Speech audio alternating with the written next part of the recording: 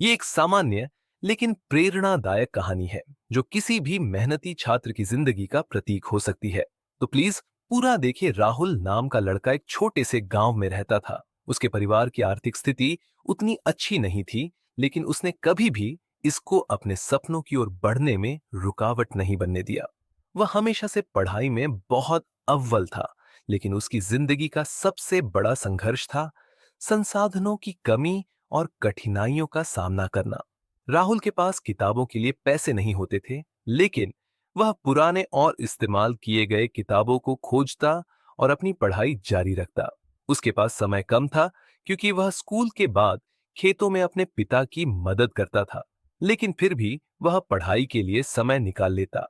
एक दिन गांव में एक बड़ा प्रतियोगिता हुआ, जिसमें प्रतिभागियों को अपनी मेहनत और ज्ञान के आधार पर पुरस्कार मिलता। राहुल ने इस प्रतियोगिता में भाग लिया और उसने अपनी कड़ी मेहनत और समर्पण के बल पर पहला पुरस्कार जीता। ये उसकी जिंदगी का एक बड़ा मोड़ था।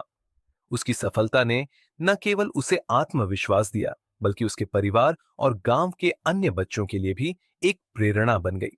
उसने साबित कर दिया कि यदि मन में ठान लिया जाए तो किसी भी कठिनाई को पार किया जा सकता है। राहुल की कहानी इस बात का उदाहरण है कि जीवन में कभी भी कठिनाइयों से डरकर हार मानना नहीं चाहिए, बल्कि उसे चुनौती के रूप में स्वीकार कर अपनी मेहनत और समर्पण से सफलता की ऊंचाइयों को छूना चाहिए।